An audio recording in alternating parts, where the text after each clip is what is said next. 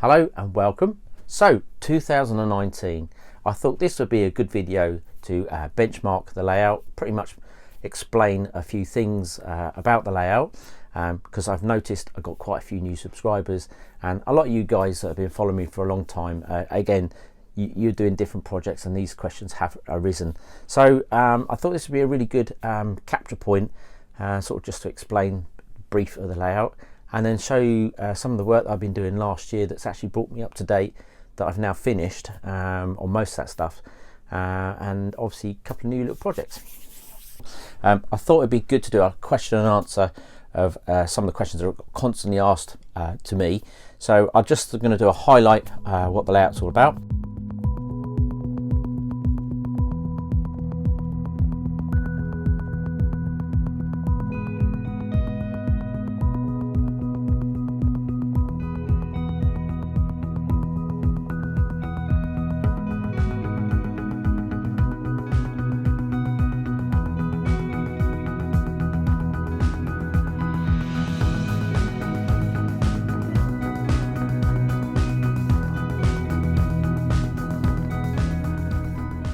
Now, a question I'm asked is obviously what size is the layout? Now, the layout is 12 foot long and 9 foot wide, and it's, as you can see, it's quite unique because it's on a little shelf, sort of runs all the way around the shed here. 4 foot 3 inches high, and it's actually 1 foot wide both sides, on the longer sides. As you see, the back edge there where the engine shed is, that is actually 16 inches from the wall, and that gives me a little bit of scenery space that I can sort of play around with thing. Now, I've used second and third radius in 00 gauge using Pico track, and there's a lot of flexi track as well. It's a bespoke plan that I came up with. There is no pattern for it, so it's just pretty much how I wanted it to look and be a roundy sort of thing, but with some shunting and station, that kind of thing. And it works really well for me. I absolutely adore this layout. This is, I would say, fifth, but it's actually my fourth proper layout that I've built. I've done Watlington Bridge was one of them. That was the one I fell through the loft, wasn't so successful. Then I did another one which was South Acton. I've done another one, I can't remember the other one for the life of me, and obviously this one here, which is Old Oak Bridge. I say it's 00 gauge, it's DCC, and it runs on a Prodigy system. Is the controller I use. A lot of people ask that. I have got a Prodigy Express, which is the entry level.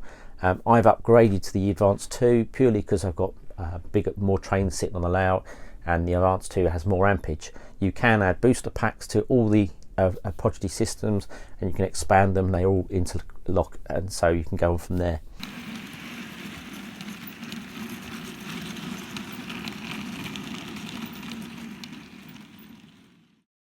Question I'm commonly asked is, what are my favourite trains? Now, as opposed to the trains on my layout, I think the recent purchase that I've just got, my Class 50, that is probably taking pride at the moment. I've always loved the Class 50.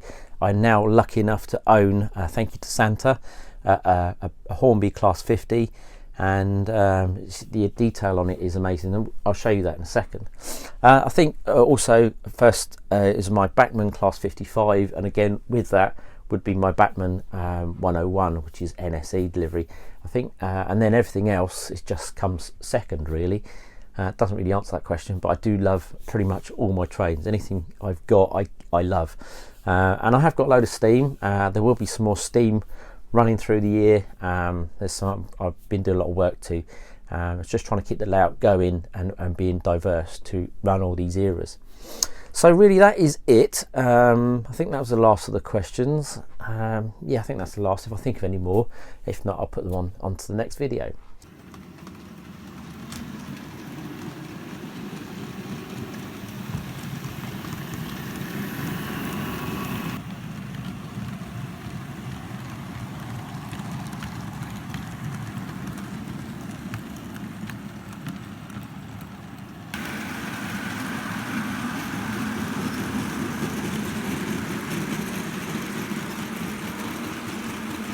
I'm going to show you the wagons that I've reworked. These were EWS wagons, and these were in the sort of like the burgundy livery with the EWS. So this is the project that I have done pretty much the last few weeks, just sort of tying with all the weathering and all the wagon work that I did last year. If you remember, I was doing lots of painting, remaking wagons and tarting them up, all that kind of thing. So this is all the work that I've been doing, just pretty much to advance me to this level. Now I spoke to Tim at Scrapline Model Weathering, which is, he's got a layout called Exeter and Niara, and he's so talented with weathering and all this kind of things, and we've been sharing some ideas and talking. So he's great for inspiration and advice. If you check out some of his weathering techniques, they're amazing. So again, I've been sort of chatting to him, and sort of we've been bouncing ideas, and I was sort of trying to find out how to actually weather these. And this is how I've sort of come across it. Again, I've done a little bit of research, archives, that kind of thing. So you can see these are all now weathered. Now these were all the burgundy EWS hoppers that I bought. I was lucky to get hold of, and I really wanted them in the BR Dutch livery. Now by looking through eBay model shops, that's like trying to buy a rocking horse poop. They just don't exist. So my only option was to buy the newer ones and then take them back to basics and then do the rust effect. Now I knew they would have the burgundy inside them, but as you can see, I've sort of done greens and browns and all the rust effect. I've just sort of put weathering powders in the ends there, and it covers them over quite well. It gives that kind of rust effect in there, so it's not too bad. I can get away with that. Now when I was weathering these, I looked at a point where if somebody else was going to do this, would they take all the little tiny components off these? Now I know that I tend to be a little bit heavy handed, and if I couldn't get them off, would somebody else? Now I didn't want to break all these tiny lovely detailing. I wanted to maintain all that, so I've literally kept them all on and then just gone straight on the sides with the weathering effect, because I'd rather have a model looking as detailed as they are than broken parts, because I think sometimes that then you lose the faith in it. So let's just have a look at a picture of what they was before. So these are the wagons in question. As you can see, these are in the EWS livery in the burgundy colour, and they were literally grey inside. Now I did actually respray that one grey because that was how I was going to keep them. I could have kept these for my EWS stock, but I wanted these to be BR matching, so I could still run them with the EWS but under BR branding. So they were pretty more universal, being looking older than they would be in the new livery, because then I wouldn't be able to run them around the layout. So to achieve where I've got today from this, so I'm showing this on my iPad, so from these pictures here, that's how it originally started. I did some research looking at different weathering and the colours underneath. Now again, with this preparation, it just takes time. You have to pretty much lay colours on top. Now this would have been a dark olive, in the BR dark olive. I don't know why they did it in that colour, but they were olive green, and you can see the rust is sort of come through, and these would have had white panels at some point. There is somewhere you can see these were like a grey colour, some were a blue on mainline. So they came in different colours. I'm aware of all the colours, but it wasn't what I wanted to model. Now I was after the Dutch livery, which is this kind of branding that I needed to go back to. Now I could have resprayed the whole model in grey, and that would have been a perfect start, but to get all these bits off again, as I said earlier, would have been a bit of a nightmare. So I chose not to go down that route. So this was really what I was looking at. This was my concept, the rust effect, and I thought with the burgundy underneath, that was a good base layer to build up them reds, but I needed to do the wash of the Dutch livery underneath. So there was a few set questions, and how do I do that? So going back to these three original livery colours, the EWS burgundy, I had to break down the actual red underneath and create a wash. Now as you can see here, this was the transition. It started with our burgundy, and I masked out the like an orangey line across the top, and I took that orange right the way down to a very faint yellow with whites and yellows. And then I did a grey wash, just literally dry brushing on top, and I did 2 coats of this to sort of set in. Now, I wasn't worried with some of that colour underneath because I knew that would enhance the reds as it progressed. So it went from there. I then masked out some of the spots for the white because I wanted them to be on top. They were pretty much the last things I did to keep that pure white or the greyness, and then I just weathered on top. So with the grey, a bit blurry this picture, so you've got the yellow there, and then I've done the grey, which you saw, and then I've added browns on top to sort of fade that back in again. I then retouched with dry brushing some of the grey, sort of enhance it again, but it was going where I wanted it to go. This was the early stages. Again, I then added blacks on top of that, and sort of just brought that in, and then I then added decal fix to literally wash all that down and wipe it off, so these went really smeary, so you get like an airbrush effect. This was all done by paintbrush. There was no airbrushing involved in these, the weather in these in any shape or form. Now from that point onwards, you can see I've added weathering powders, and the weathering powders have completely transformed that from there to that, and that's really what it does. So it was from there, wiped it down with decal fix, which smeared all that down, and then literally just weathering powders on top. And then to get the really hard sharp bits of rust in little tiny dots, I had a sponge, dipped it in weathering powders and decal fix. So I painted decal fix, on top of the wagon, and then I just sponged on top with the weathering powders, and that left me little spots of rust, and that's how I achieved that kind of effect as you saw on there. And again, overall, the effect looks pretty good. I'm pretty amazed that I've actually got this far, and I'm now done with them. They'll just need a matte coat varnish just to seal them in.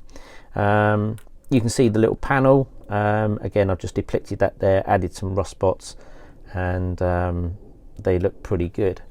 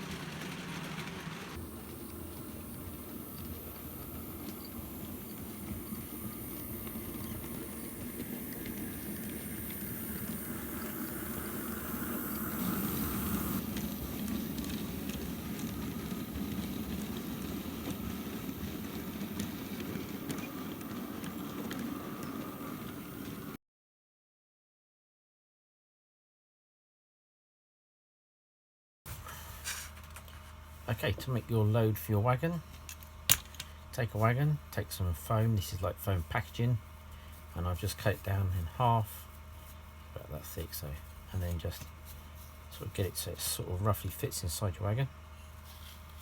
That's all you need. I always look for the flat side. Doesn't matter if it's slightly bent in or concave, because that will create a contour for your sand anyway. And at this point onwards, you just grab some super glue using a well ventilated area. It's smelly stuff and not very good on your eyes. I hold it down with a bit of plastic card and just give it a little squeeze. As I'm squeezing, I stop squeezing, let the nozzle spread it around.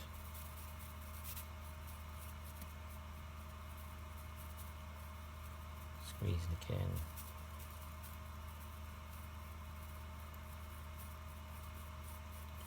I'm just using the nozzle to spread it over the foam. Because it's not actually sticking to anything else, it won't dry, so it's sitting quite wet.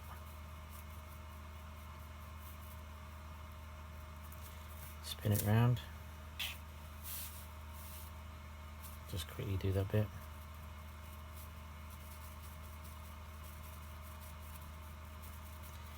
Once you've got all your glue all over it, that'll do. In a well lit area does help. The lid on the glue. Very carefully nip it from underneath. Take your building sand from a builder's merchant. Drop your sponge. Gently pat it. Nothing comes off.